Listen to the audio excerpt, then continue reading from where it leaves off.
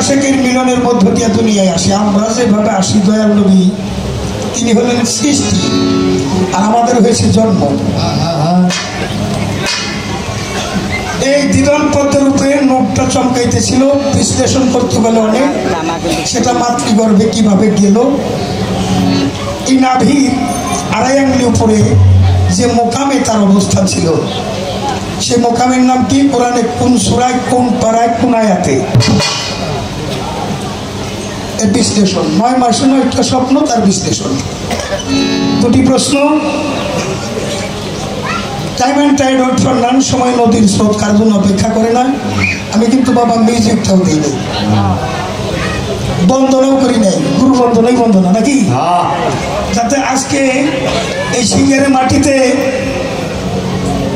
শরীয়ত সরকার আমরা যে গান করবো সে ক্ষমতা আমাদের নেই। মালিক যেন ভালো কিছু কালাম উপস্থাপন করার তৌফিক এনায়েত করে দেয় উভয় শিল্পীর কণ্ঠে। আপনারাই শ্রোতা হয়ে শুনবেন এমন নয়, আমি একজন নগণ্য শ্রোতা হয়ে দয়ালের অমর বাণী শ্রবণ করে নিজের জীবনটা ধন্য কৃতার্থ করতে পারি, সেজন্য আবার দোয়া দয়া চাই, মালিকের সাহায্য কামনা করছি। আমারও যেমন গান গাওয়ার আগে প্রশ্ন করছে, আমি জবাব দেওয়ার আগে তার একটা প্রশ্ন করে নিই। বাবা যেরকম দিবা ওই রকমই পাবা। এবার প্রশ্নটা হলো, মিরাজ থেকে আল্লাহ দিছিল আমার রাসূলকে 12 মাস রোজা, আর দিছিল হইল 50 ওয়াক্ত নামাজ। এইটা কমাইতে কমাইতে 5 ওয়াক্ত নামাজ আর 1 মাস রোজা কেমনে করে হইল? আল্লাহ যখন প্রথম দিলে নাকি বুঝা দেয় নাই, আর রাসূল জানছে নাকি বুঝা দেয় নাই। এই হাকিকতটা জানতে চাই। আপনি খালি জীবনী হয়ে গেলেন, আমি খালি জীবনী গেলাম, আমরা হাকিকত জানলাম না, আমরা কিছুই বুঝলাম। এই বিষয়টা আর একটা বিষয় ক্লিয়ার করবো। এই যে 7 আসমান বইরে আসলো, সময় হলো বললেন 3 মিনিট, কেউ কেউ কয় 1 পলক।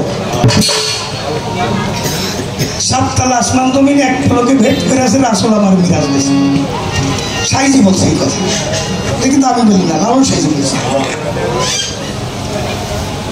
আমি দেখি দলিলের মধ্যে আছে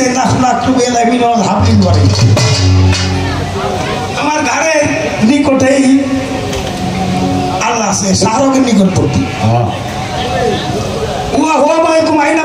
আমার আত্মার সাথে নিকটবর্তী।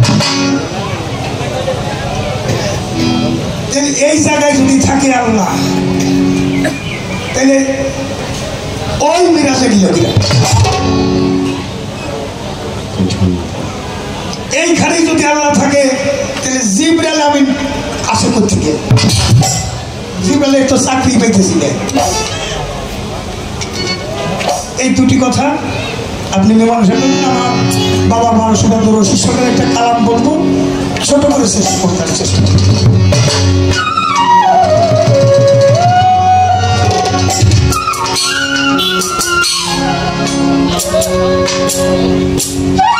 বাবা মুখ বেজার করো, হাসির মধ্যে ভিটামিন থাকা। একজনের চাওয়া আর একজনের দেওয়া, আপনাদের হবে পাওয়া, আমাদের হবে সঠিক গান গাওয়া।